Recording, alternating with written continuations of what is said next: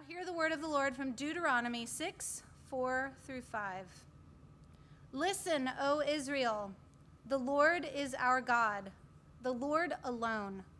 And you must love the Lord your God with all your heart, all your soul, and all your strength. This is the word of the Lord. Thanks be to God.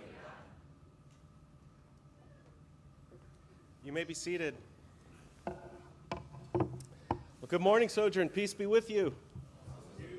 It's good to see you guys this morning. My name's Jonah. I'm one of the pastors here at Sojourn. If you're visiting with us, welcome. Our mission as a church, what we're doing here is striving to reach people with the gospel of Jesus Christ. It's the good news of who he is and what he's done for us. And then build one another up as his church and send each other to follow him as instruments of truth, beauty, and goodness. So thank you for being here this morning. It's an exciting day. We're starting a new series, and we got some honor to dole out. Katie McBroom did our artwork for this series, and the next they go together. It's going to be a sizzling 8 weeks. 2 different series. I just blank it out. Sundays be here. I'm really excited for what we're going to be doing the next couple of weeks. With that, we have a loaded book table. We always have new books at the start of a series, and this is the most stacked book table we've ever had with some really wonderful books. We already sold out from the one I was going to hype up. You hype it from the stage, and they sell in the 9 a.m., so sorry, you guys, come to the first service, I guess. But it's worth trying to find it. It's a little tricky to find. Sometimes it's on Amazon. It's called Theology of the Ordinary by Julie Canlis, Dr. Julie Canlis. It's 70 pages, and it's probably been the most influential 70-page book I've ever read. If you can find it on Amazon or hunt around, Theology of the Ordinary by Julie Canlis. That's kind of in the plumbing of a lot of what we do here, that book. Dr. Canlis is a wonderful thinker, and highly recommend that to you. Also, he's not in this service. I screwed it up in the last minute. If you see him, Cameron Ralston is brewing cold brew coffee for us for the summer. So if you're into that sort of a thing, we got cold brew, people. Say thank you to Cameron if you see that. Say thank you to Katie if you see her with the bulletin artwork. And then he was in the first service. He's over in the kids' wing now. But Friday represented 10 years on full-time staff at Sojourn, New Albany for Stephen Pierce, Pastor Stephen. And that's a big deal. That's a decade. Yeah. So Stephen graduated from seminary, and here's a sobering statistic. 80% of seminary graduates are out of full-time ministry within 5 years. And so for Stephen to be in it 10 years is a major accomplishment, and to be in the same place for 10 years. Some of you were at our pop-up ceremony. We did our first pop-up ceremony for our students on Friday night. Those are for students who are graduating and moving into a new class in Sojourn Kids, our 12 and unders. And Pastor Stephen called each class up and then offered specific words of affirmation and a blessing to each student, calling them by name. And that just speaks to his heart as a pastor. It was beautiful. So if you see him, that's worthy of honor and recognizing. So thanks, Stephen, for us. It's an encouraging day for those reasons and some more. So orthodoxy and the sweet artwork we have.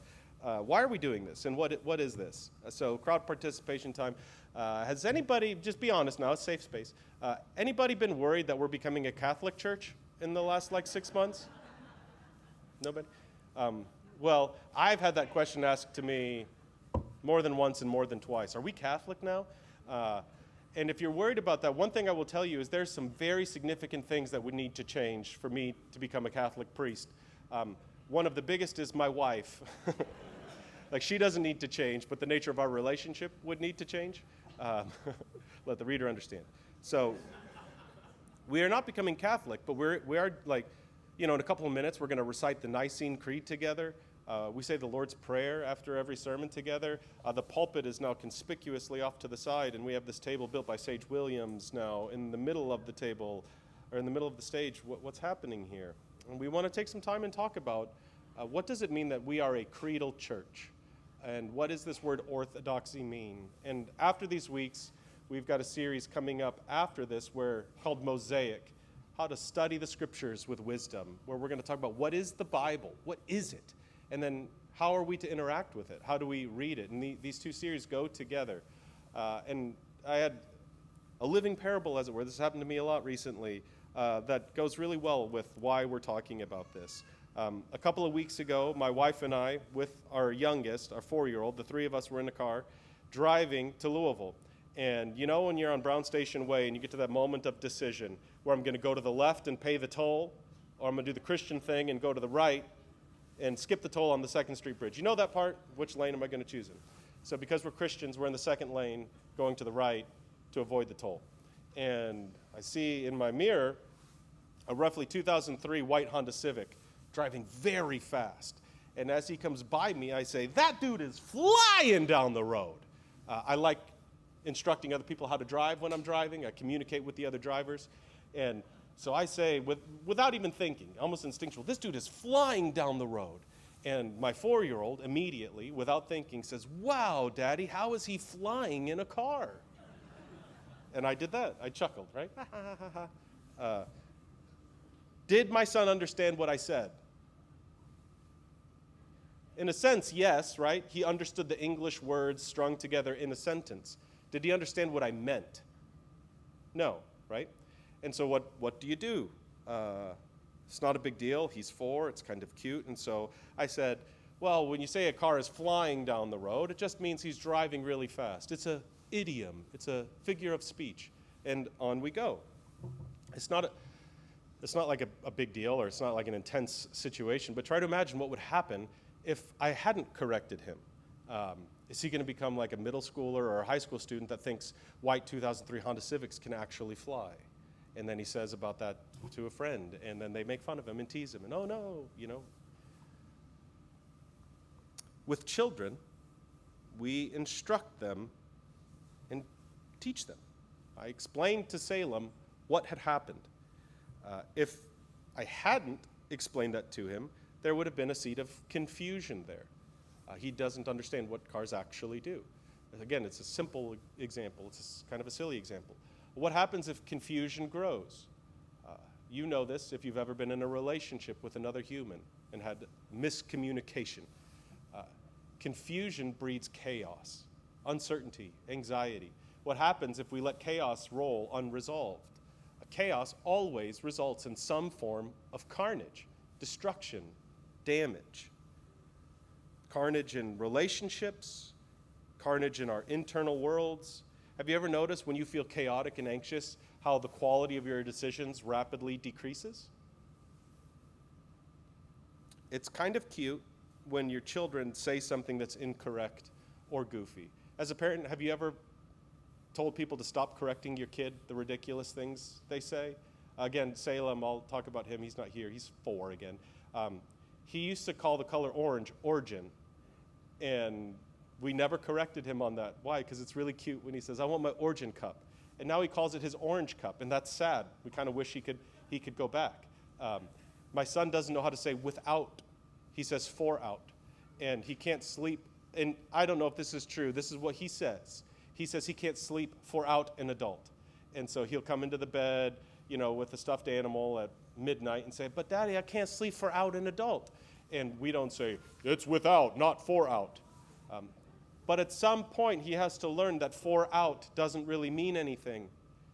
He has to grow and learn to say without. Because if you can't communicate clearly, you create confusion.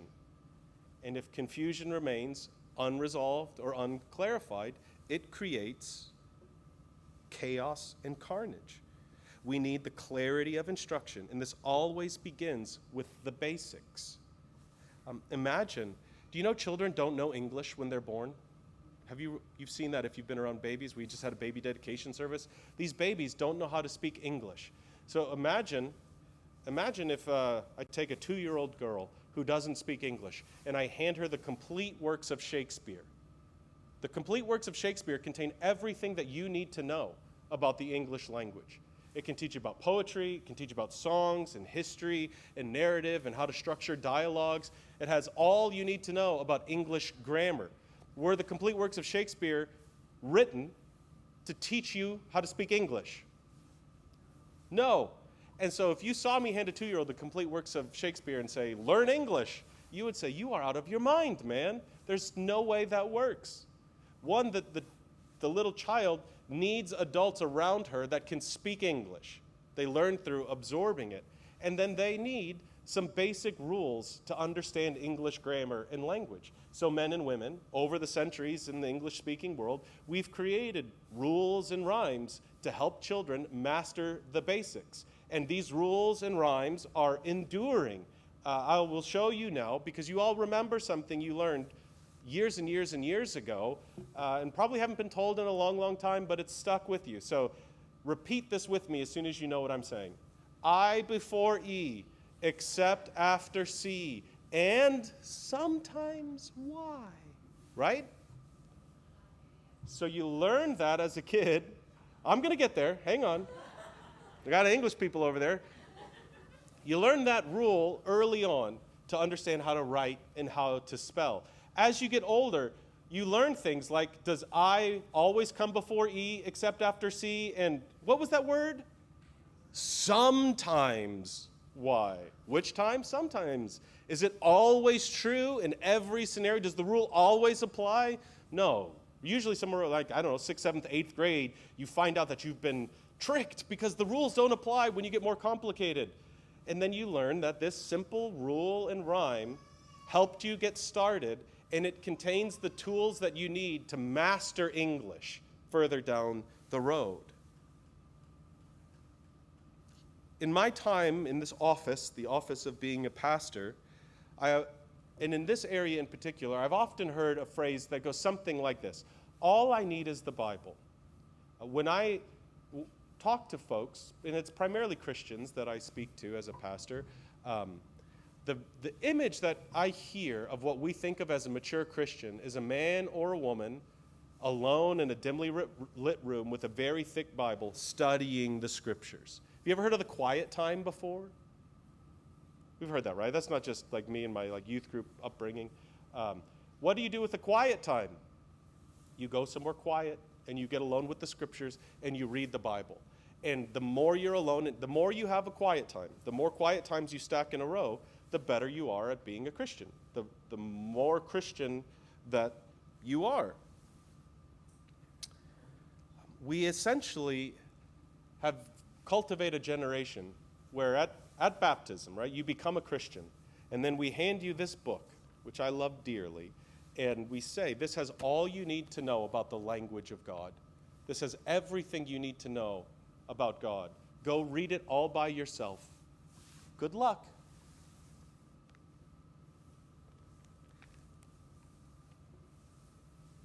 I want you to hear me very clearly. This approach to the Bible and this approach to Christianity is incredibly dangerous. It's fertile ground for confusion, and confusion creates chaos. Chaos produces carnage. People have been thinking about this book for thousands of years. Let me tell you just a couple of things about it. This book cross-references itself, means it directly quotes itself 65,000 times. If you include references, so not direct quotes, but think about like a promise, and then later, a promise fulfilled. If you expand it out to that, this book references itself over 300,000 times. This book was written over the span of 1,500 years on the other side of the world and in 3 languages. How many of you speak Hebrew? How many of you speak or read Greek? 1. So, does that mean that this book is impossible to understand? No one should read the Bible. We're going Catholic, and I'm the only one who gets to read the Bible. Is that what we're saying? No, we're not saying that. The Bible is gloriously clear in some ways. What I am saying is that the Bible is not impossible to understand. It's not impossible to understand, but it is complicated. And it's too complicated to go it alone. As people have searched the scriptures for centuries, hundreds and hundreds of years, just like we do with human languages, they have developed tools to help us learn the language and grammar of God, the fundamentals. We need help. We need the basics. We need fundamentals to help us learn. Again, just like with human languages, just like subjects like math, there are basics and fundamentals that help us to begin. And there are rules and rhymes that men and women have developed over the years to help us master these basics. And these tools are called creeds. What is a creed? The most simple way to say what a creed is, it's a simple summary of the scriptures.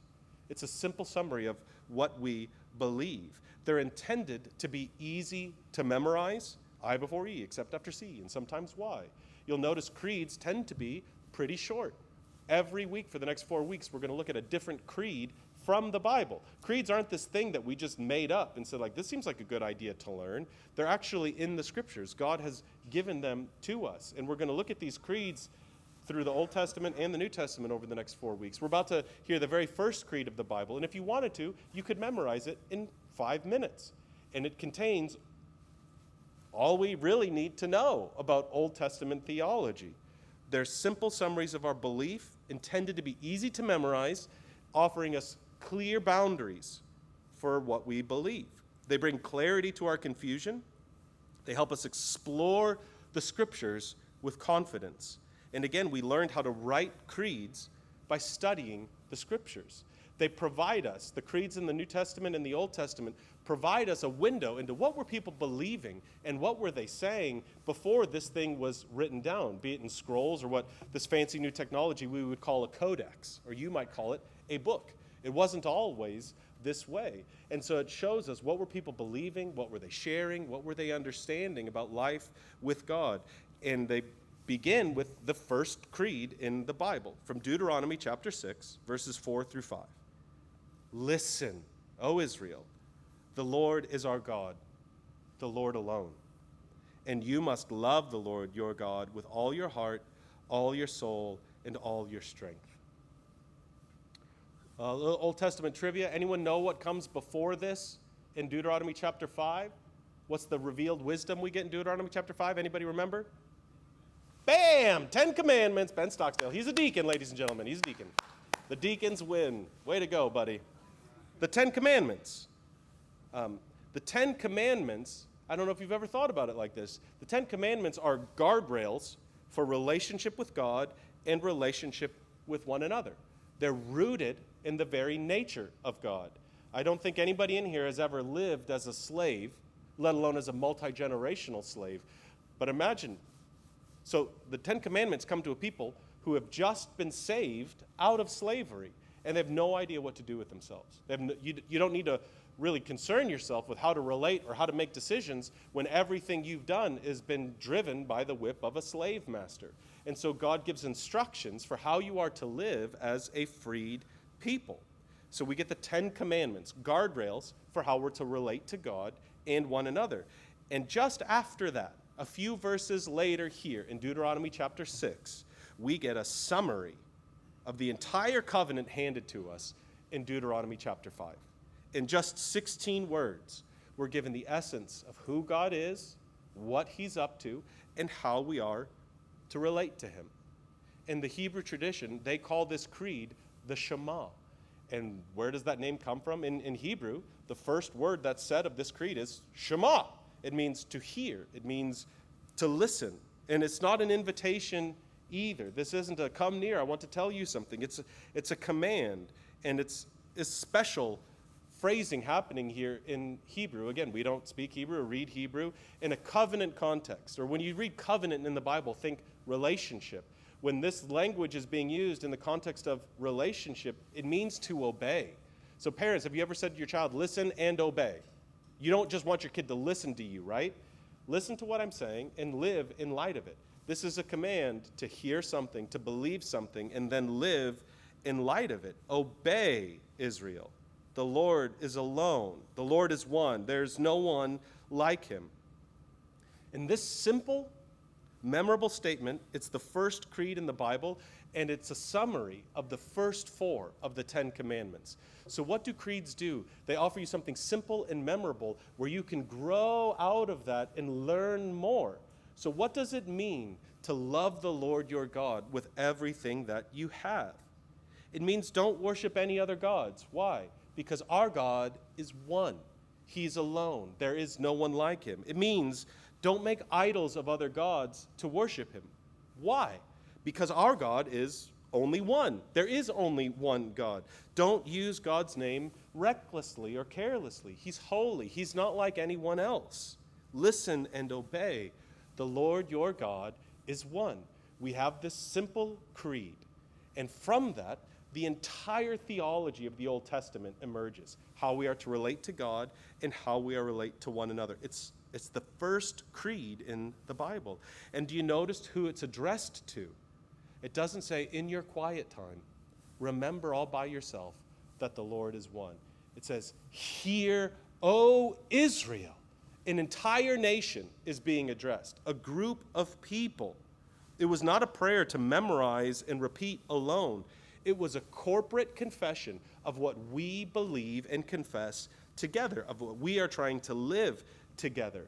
And if you go and read some Hebrew history, you'll learn that the entire nation would gather together, usually twice a day, and recite the Shema together.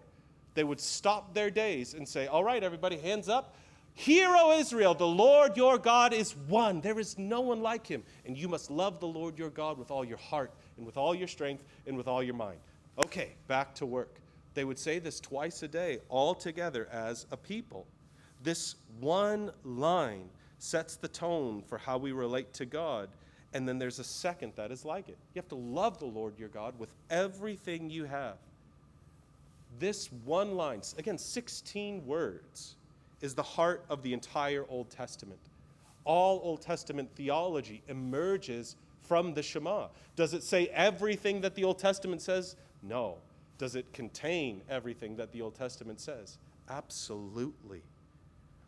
But it didn't just form the basis of what ancient Israel believed. It formed the basis of what you and I, who call upon the name of Jesus, believe. At one point in his ministry, Jesus is asked, what's the greatest commandment in the law? And he's being asked this in a context where there are more than 600 rules to follow. And in response to this, he quotes the Shema. And he takes it just a little bit further to show the implications for how we not only relate to God, but how we relate to one another. So one example, Mark chapter 12, he says, the most important commandment is this, and then we get the Shema. Listen, O Israel, the Lord our God is the one and only Lord, and you must love the Lord your God with all your heart, all your soul, all your mind, and all your strength. The second is, say that word, equally important.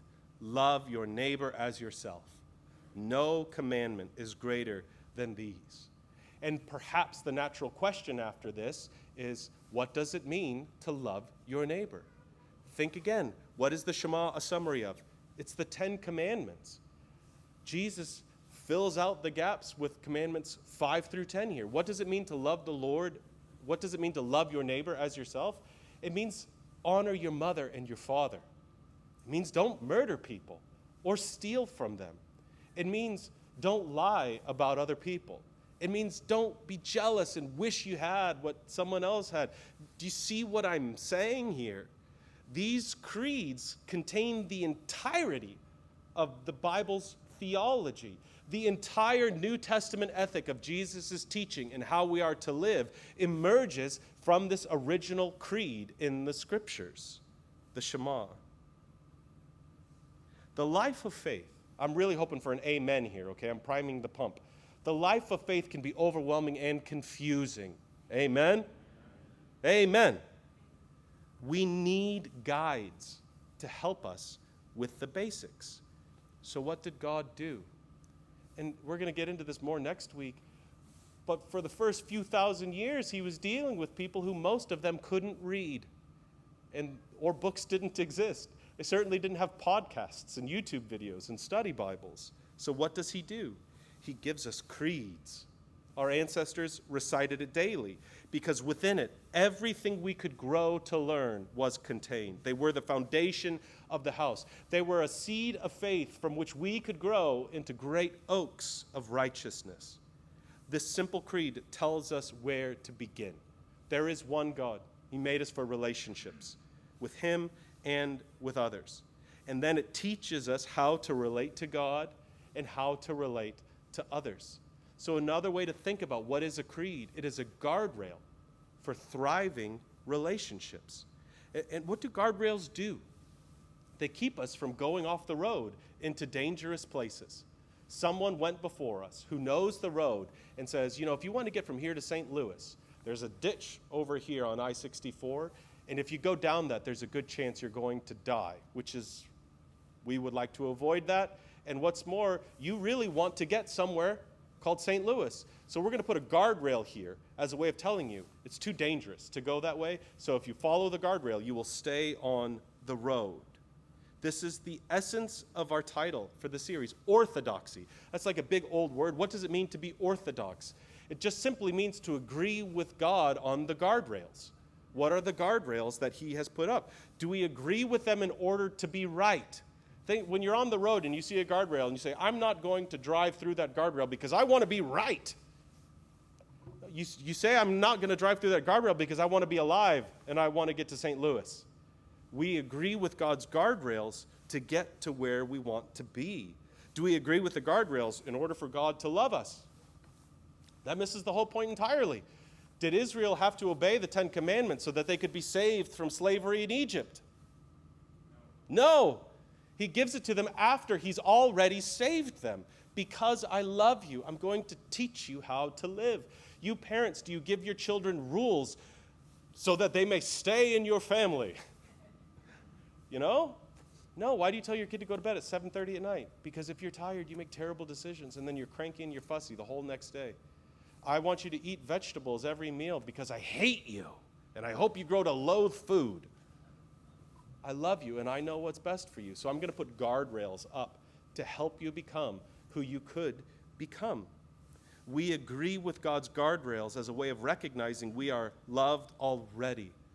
The creeds are guardrails for thriving relationships. They teach us where to begin and how to continue. So let's summarize. What is a creed? A creed is a simple and memorable summary of the scriptures. It's just a few words and lines.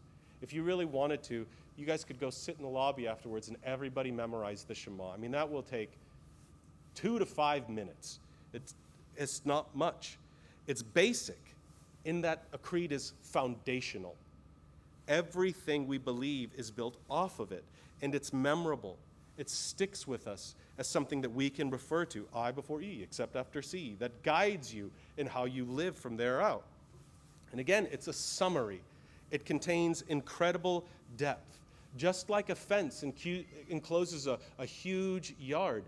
You parents, don't you feel better when you play in a backyard with a fence and your kids know where am I allowed to play and where am I not allowed to play? You don't have to micromanage in the fence. You say, here's the fence. Now go explore and have fun. We have this huge, incredibly complex scriptures. And the creeds say, here's the fences where you can play. Now go have fun studying. That's not a safe place for us to play outside of the fence. That's not good for us. Creeds are a simple and memorable summary of the scriptures. Second, they're clear and they're compelling. Clear, meaning there's no confusion. Again, simple and memorable. Simple statements. Clarity is the antidote to confusion. And it's compelling because this is for the sake of your thriving. This is how you will become human the way God made you to be human. It's incredibly practical. This is how the 10 Commandments were supposed to work. Someone comes to you and they're fussing at work and they say, if you lied to the boss, I bet you could get the promotion. And there's a little part of you that says, I would like the promotion. And the 10 Commandments say, don't lie. And so that's a guardrail. To agree with the guardrail is to say, if I jump over this guardrail, at some point it's going to go bad for me. So I'm going to stay inside. I'm not going to lie. I won't get to St. Louis if I jump the guardrail. That won't get me where I want to go. They're guardrails for thriving relationships. Creeds are clear and compelling. And then finally, creeds are all about relationships. Have you noticed how often we say that word in this church? Relationships are the name of the game. Everything we do is about relationships because everything God has created exists in service of relationships. Fundamentally, the Shema is about relationships, how we are to relate to God and one another. Doctrine, churches have gotten so wonky over this. Orthodoxy is ultimately about relationships. The more we grow in our understanding of God's design, the better we're able to live and relate as humans. We all know this in various ways. Just as children become more sophisticated with their language and are therefore able to enter into the confusion of the world with more sophistication, with more wisdom, they can handle greater complexity as their language grows in complexity. So it is with the life of faith. This became even more clear in the early church. I'm just going to give you a teaser for what's to come. We have this like simple 1-verse, 2-verse Shema in the Old Testament. And then in the New Testament, as they start thinking more about this becomes one of the big distinctions between a creed and a confession, which we'll, again, talk more about that. But all of these ancient creeds are structured around a relational reality, the nature of God, which the fancy word for that is simply called Trinity. All of these early creeds, we're going to see it in a moment, in the Nicene Creed, are built around God's relational nature, the Trinity. They're structured around the Trinity. And the reason that we do this is it roots us in God's relational design, and we learn what God is like. So let me give you an example. We learn how we can come to God. Can you do that by just looking at the scriptures? Absolutely. Absolutely can. The creeds help us see with greater clarity how to understand the rest of this Bible. How do we come to God? Well, the creeds tell us through the second person of the Trinity. His name is Jesus. Well, who is Jesus? Is he a moral philosopher? Is he a great teacher? What's the guardrail the creed set for us? We're about to do this all together in just a moment. Who is Jesus?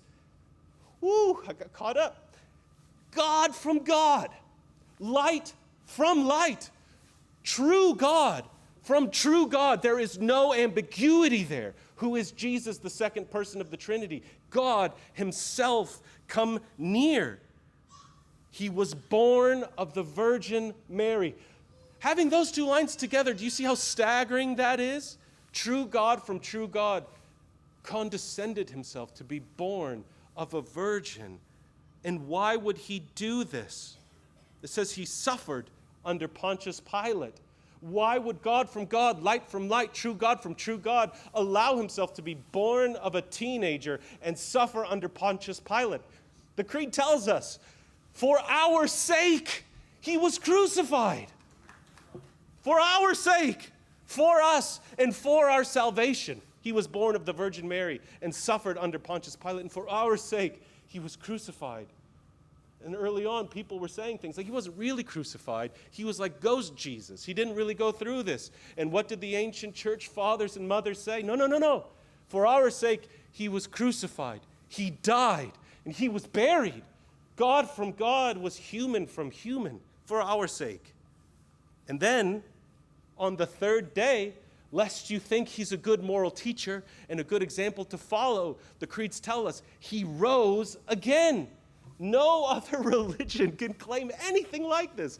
The founder was God himself, and he came, and he suffered for you, and he died, and he rose again. It's an indictment on all the other world religions that this is unique. Nothing like this has happened. Do you see the power contained in these creeds? So what do we do with all of the confusion in our world?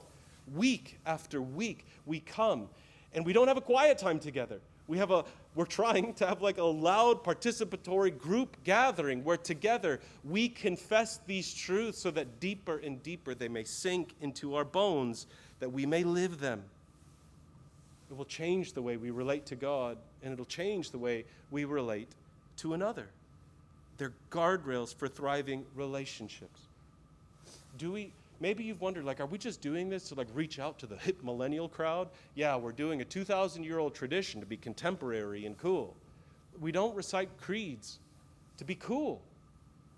We recite them to remember them. I'm guessing that some of you who come to church week after week are pretty close to having the whole Nicene Creed memorized at this point. And it's just been a couple of months of doing it. Well, do we remember them then so we can go win doctrinal arguments? My sister goes to a seeker-sensitive church, and I quote the creeds to her to show her what a serious church we are. Do we remember them to win doctrinal arguments? No. We remember them so we can embody them for the sake of relationships. So a couple of questions. Do you want to know God? Yes, right? What a staggering claim that Christianity is making. You can know the living God.